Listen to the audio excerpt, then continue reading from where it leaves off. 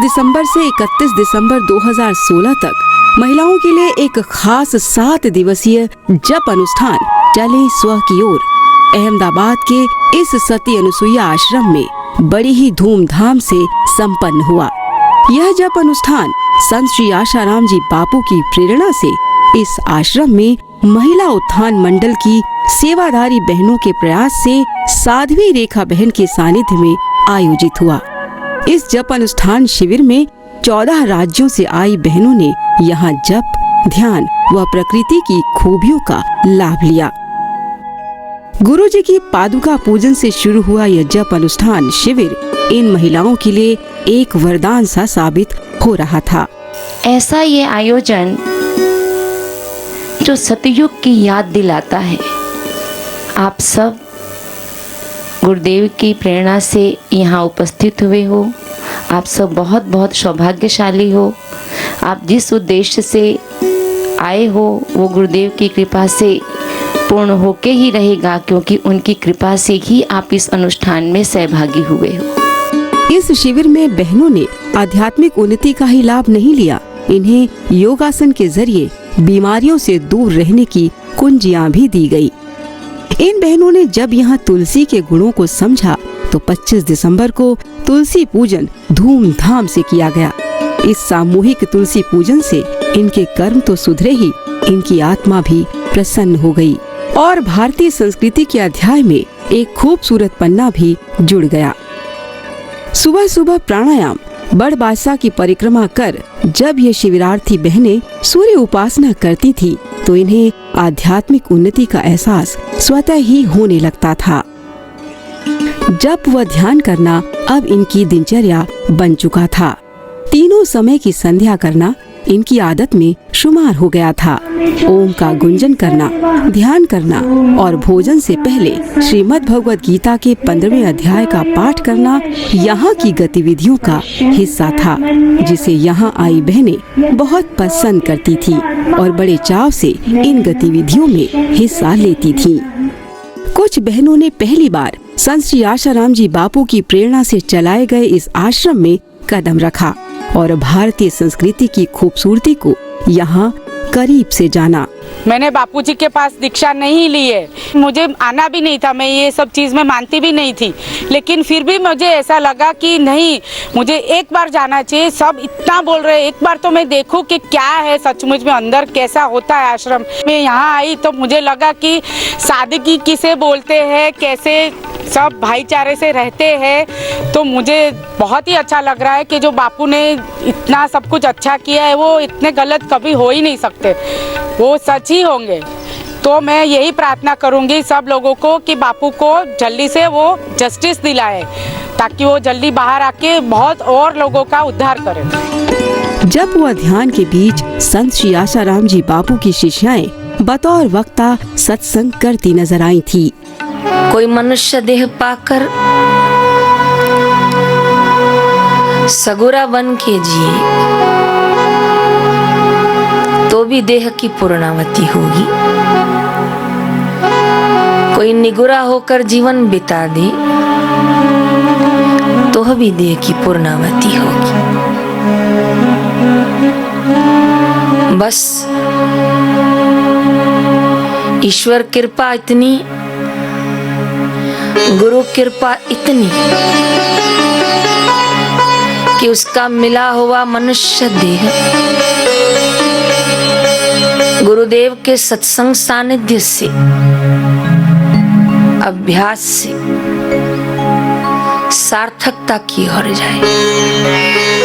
सत्संग के बीच बीच में भारतीय संस्कृति की खूबसूरती व इतिहास से परिचय कराती कुछ नाटिकाएं भी प्रस्तुत की गई थी। मालेगांव महिला उत्थान मंडल द्वारा जीजा माता की महानता को दर्शाती ये नाटिका काबिले तारीफ थी।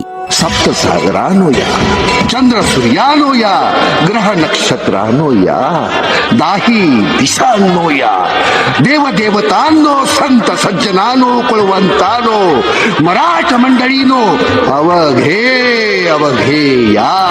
राम कृष्णाचा आदर्श दिला बाल शिव भाला, दिले शौर्याचे चैतन्य मराठी या मुलुखाला। इतना ही नहीं, बाल संस्कार केंद्र की बच्चियों ने भारतीय संस्कृति के हिसाब से हमारी दिनचर्या क्या होनी चाहिए एक नाटिका के जरिए बड़ी ही खूबसूरती से समझाया, जिससे शिविरार्थी बहनें बड़ी ही आनंदित हुईं। सुबह सुबह हम जल्दी उठे, कर दर्शन करके श्लोक कहे। बहुत अच्छा। भूमि वंदन का भी श्लोक कहे। कराग्रे वसते लक्ष्मी, कर मध्ये सरस्वती, कर मूले तु गोविंदम, प्रभाते कर दर्शनम। 14 राज्यों से आई शिविरार्थी बहनों को यहाँ जप, तप व ध्यान की कुंजियों के साथ साथ गुरु भक्ति व गुरु ज्ञान से अवगत कराती कव्वाली में खूब आनंद आया। इलाही नूर का दीदार कर ले, जीते जी मौत के उस पार चले, जहाँ दुनिया शुरू है और खत्म है, जिनकी तारीफ में हर लफ्ज कम है, ऐसा दरबार है मेरे जोगी का, ऐसा दरबार है मेरे जोगी का, वहाँ जो आए दीवाना हो गया है मेरा सतगुरु राम रमैया है,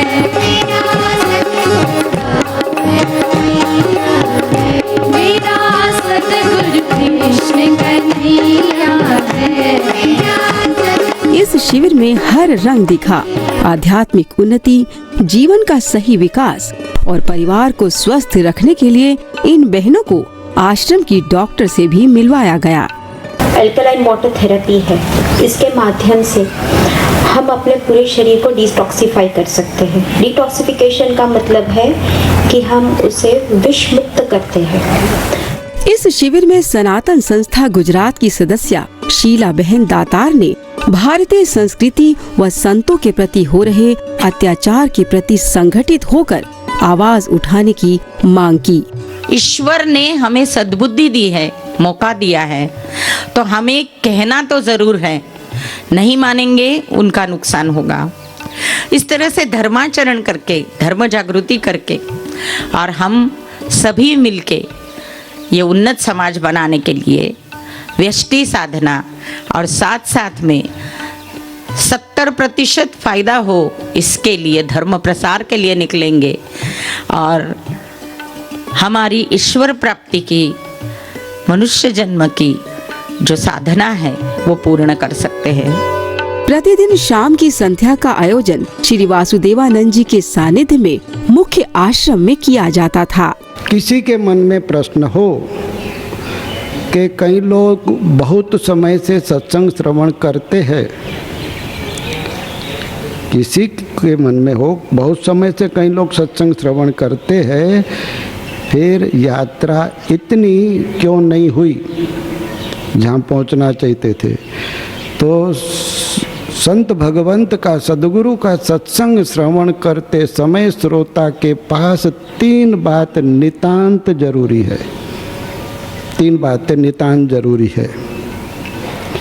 पहली बात कि उसके जीवन में भगवत प्राप्ति की तड़प होनी चाहिए। जो सत्संग करते उनके प्रति श्रद्धा होनी चाहिए। श्रोता है उसको अपने सदगुरु के प्रति प्रीति होनी चाहिए, श्रद्धा होनी चाहिए, प्रीति होनी चाहिए और उसके अंदर ईश्वर प्राप्ति की तड़प होनी चाहिए। शिविर के अंतिम दिन महिला आश्रम से वाटिका तक प्रभात फेरी निकाली गई। बहनों ने बापूजी की शांति कुटिया की परिक्रमा कर आनंद की अनुभूति की। बापू प्यारे का जलवा ही निराला। जोधपुर से आए परम पूज्य बापूजी के संदेश को सुनकर बहनों के भाव उमड़ पड़े और बापूजी की याद में संपूर्ण वातावरण भक्ति एवं विरहमय हो गया था। संत श्री आशाराम जी बापू की प्रेरणा से चल रहे इस आश्रम में इस जप अनुष्ठान में भाग लेकर इन बहनों को बहुत कुछ प्राप्त हुआ। इसीलिए इन बहनों ने ऐसे शिविरों के आयोजन की फिर से मांग कर डाली। मैंने 4 साल अपने गुरुकुल में भी पढ़ा है 9 to 12 और वहाँ पर मुझे बहुत ही अच्छे संस्कार मिले हैं। इनमें बहुत ही दावे से कह सकती हूँ। आज के ज़माने में मैं यही कहना चाहूँगी कि ऐसे शिविरों का होना इसलिए बहुत ज़्यादा ज़रूरी है क्योंकि अगर बच्चों को सत्संग नहीं मिलेगा तो कुसंग का प्रभाव अपने आप ही उनके जीवन में पड़ेगा। यहाँ पर आकर शिविर में बहुत अच्छा लग रहा है। यहाँ का इतना अच्छा वातावरण, शुद्ध वातावरण, भागवतीय वातावरण, ऐसे शिविर हर जगह होते रहने चाहिए ताकि युवा पीढ़ी को भी उससे फ़ायदा हो।